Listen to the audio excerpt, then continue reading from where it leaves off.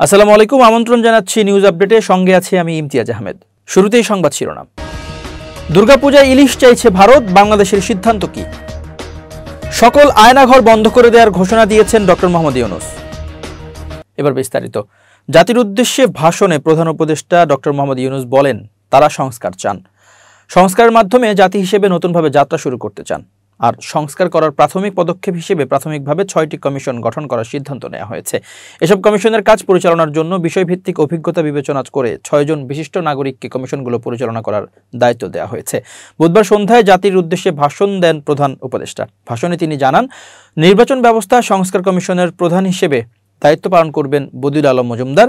Police প্রশাসন সংস্কার কমিশনের প্রধান হিসেবে কাজ করবেন সরফরাজ চৌধুরী। বিচার বিভাগ সংস্কার কমিশনের প্রধান হিসেবে দায়িত্ব পালন করবেন বিচারপতি শাহ আবু নাইম মমিনুর রহমান। দুর্নীতি দমন সংস্কার কমিশনের প্রধান হিসেবে দায়িত্ব পালন করবেন ইফতেখারুজ্জামান। জনপ্রশাসন সংস্কার কমিশনের প্রধান হিসেবে দায়িত্ব পালন করবেন আব্দুল মুঈদ চৌধুরী। সংবিধান সংস্কার কমিশনের প্রধান হিসেবে দায়িত্ব পালন করবেন শাহদিন মালিক। প্রধান উপদেষ্টা জানান, এসব কমিশনের অন্য সদস্যদের নাম কমিশন প্রধানদের সঙ্গে আলোচনা করে ঠিক করা হবে।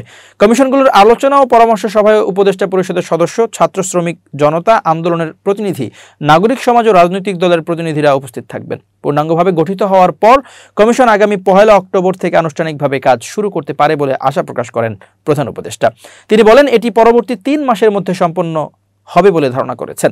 কমিশনের রিপোর্টের ভিত্তিতে সরকার পরবর্তী পর্যায়ে প্রধান রাজনৈতিক দলগুলোর সঙ্গে পরামর্শ সভার আয়োজন করবে। চূড়ান্ত পর্যায়ে ছাত্র সমাজ, নাগরিক সমাজ, রাজনৈতিক দলের প্রতিনিধি, সরকারের প্রতিনিধি নিয়ে ব্যাপক ভিত্তিক 3 থেকে 7 দিন ব্যাপী একটি পরামর্শ সভার ভিত্তিতে সংস্কার ভাবনার রূপরেখা চূড়ান্ত করা হবে। এতে এই রূপরেখা কিভাবে বাস্তবায়ন করা হবে তার একটি ধারণাও দেওয়া হবে। পরে আরও বিভিন্ন বিষয়ে কমিশন গঠনের প্রক্রিয়া অব্যাহত রাখবে বলে জানিয়েছেন ডক্টর মোহাম্মদ ইউনূস।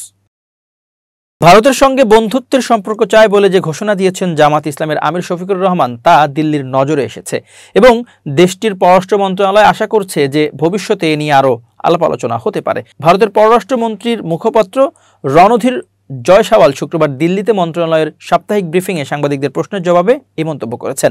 এদিনের ব্রিফিংয়ে নানাভাবে বাংলাদেশ প্রসঙ্গ নিয়ে সাংবাদিকদের প্রশ্ন করেছিলেন।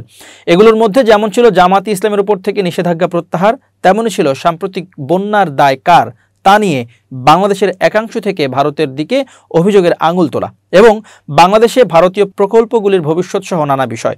আবার যুক্তরাষ্ট্রের প্রেসিডেন্ট জো বাইডেন এবং ভারতের প্রধানমন্ত্রী নরেন্দ্র মোদীর মধ্যে ফোনালাপের পরে 2 দেশ পৃথকভাবে যে বিবৃতি দিয়েছিল, সেই দুটিতে বাংলাদেশকে নিয়ে 2 ধরনের বক্তব্য আসার প্রসঙ্গ উঠেছিল পররাষ্ট্র মন্ত্রণালয়ের সংবাদ ব্রিফিংয়ে।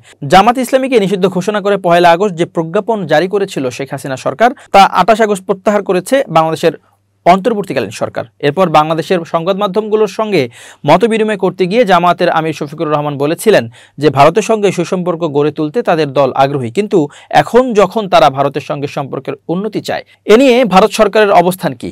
এই প্রশ্নের উত্তর সরাসরি না দিয়ে বাংলাদেশের প্রধান উপদেষ্টার সঙ্গে ভারতীয় রাষ্ট্রদূতের সাক্ষাতের ব্যাপারে বিস্তারিত বলেন পররাষ্ট্র মন্ত্রণালয়ের মুখপাত্র।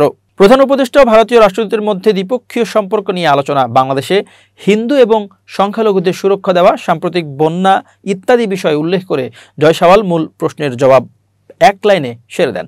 প্রশ্নকর্তা সাংবাদিককে উদ্দেশ্য করে তিনি বলেন, আপনি অন্য যে বিষয়টি উত্থাপন করলেন, অর্থাৎ জামাত ইসলামের উপর থেকে নিষেধাজ্ঞা প্রত্যাহার প্রসঙ্গ, সেটা আমাদের নজরে এসেছে এবং আমরা আশাবাদী যে বিষয়টি নিয়ে আমরা আরও আলোচনা করব।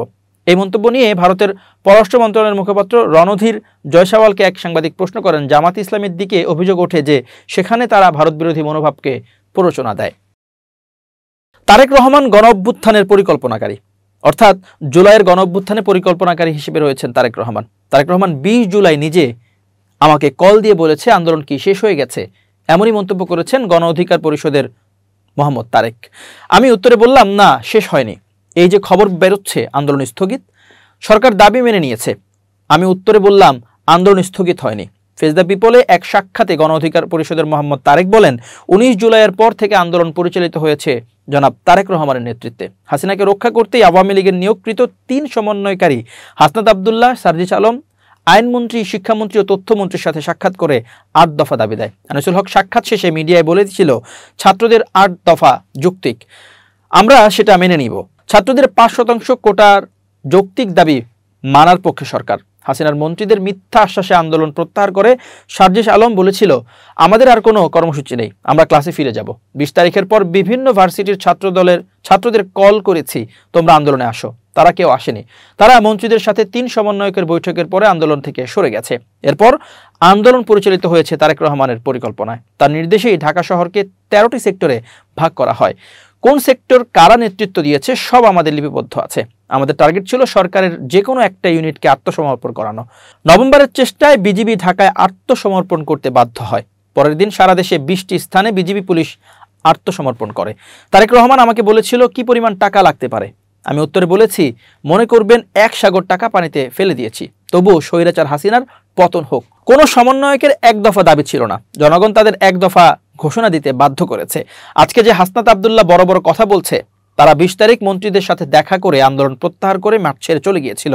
19 তারিখের পর আন্দোলন তারেক রহমানের পরিকল্পনায় পরিচালিত হয়েছে। ঠিক এমনই একটি পোস্ট সামাজিক যোগাযোগ মাধ্যমে ছড়িয়ে পড়েছে, তবে এটা সত্যতা কতটুকু তা নিয়ে এখন ধূম্রজাল তৈরি হচ্ছে। আসন্ন দুর্গাপূজা উপলক্ষে অন্তর্বর্তীকালীন সরকারকে ইলিশ রপ্তানির জন্য অনুরোধ জানিয়েছে ভারতের ফিশ ইম্পোর্টার অ্যাসোসিয়েশন। ইতিমধ্যে এই সংক্রান্ত চিঠি পররাষ্ট্র মন্ত্রণালয়ে পৌঁছেছে। এ প্রসঙ্গে অন্তর্বর্তী সরকারের পররাষ্ট্র বিষয়ক উপদেষ্টা মোহাম্মদ তৌহিদ হোসেন বলেন, এ নিয়ে সংশ্লিষ্ট মন্ত্রণালয় সিদ্ধান্ত নেবে, আমরা মাছ রপ্তানির পদক্ষেপ নেই না। বুধবার সন্ধ্যায় পররাষ্ট্র মন্ত্রণালয়ের কয়েকজন সাংবাদিকের সঙ্গে আলাপকালে এসব কথা বলেন তিনি। দুর্গাপূজায় ইলিশ রপ্তানির জন্য চিঠি পাঠিয়েছে ভারত। এ প্রসঙ্গে জানতে চাইলে তৌহিদ হোসেন বলেন, 15 মিনিট আগে কাগজটা দেখেছি। এটা সরকারের যে সংশ্লিষ্ট মন্ত্রণালয় আছে তারা সিদ্ধান্ত নেবে, আমরা তো আর মাছ রপ্তানির সিদ্ধান্ত নেই না। এদিকে বাংলাদেশের উগ্রবাদ পরিস্থিতি নিয়ে ভারত উদ্বিগ্ন বলে মন্তব্য করেছেন দেশটির বিরোধী দল কংগ্রেসের নেতা রাহুল গান্ধী। তার বক্তব্যের পরিপ্রেক্ষিতে তৌহিদ হোসেন বলেন, শুধু একটি দল ছাড়া বাকি সবাই উগ্রবাদী। ভারতের এই ন্যারেটিভটা পরিবর্তন করা প্রয়োজন। ভারতীয় গণমাধ্যম এনডিটিভির খবরে বলা হয়, ওয়াশিংটনের জাতীয় প্রেস ক্লাবে সাংবাদিকদের এক প্রশ্নের জবাবে বাংলাদেশ প্রসঙ্গে কথা বলেন রাহুল গান্ধী। বাংলাদেশে উগ্রবাদের উপস্থিতি নিয়ে ভারত উদ্বিগ্ন বলেও মন্তব্য করেন তিনি। এ বিষয়ে পররাষ্ট্র উপদেষ্টার দৃষ্টি আকর্ষণ করেন এক সাংবাদিক। জবাবে তিনি বলেন, এ ধরনের একটা ন্যারেটিভ প্রচার করা হচ্ছে মিডিয়াতে। আমি মনে করি এটা থেকে ভারতের বের হয়ে আসা প্রয়োজন। অন্যদিকে বুধবার 11 সেপ্টেম্বর ভোরে দোয়ার বাজার উপজেলার বাংলা বাজার বিওপির দায়িত্বপূর্ণ ঘিলাতলি নামক সীমান্ত এলাকায় অভিযান চালিয়ে মাছগুলো জব্দ করা হয়। জানা গেছে, বিজিবির অভিযানে ভারতে পাচারের সময় 275 কেজি বাংলাদেশি ইলিশ জব্দ করা হয়। মেইন পিলার 1238/4 এস থেকে 200 গজ বাংলাদেশের অভ্যন্তরীণ ঘিলাতলি নামক স্থানে 11 বক্স ইলিশ মাছ জব্দ করা হয়েছে, যার আনুমানিক বাজার মূল্য 5,50,000 টাকা। চোরাকারবারীরা বিজিবির টহল দেখে মালামাল রেখে পালিয়ে যাওয়ায় অভিযানে কাউকে আটক করা সম্ভব হয়নি।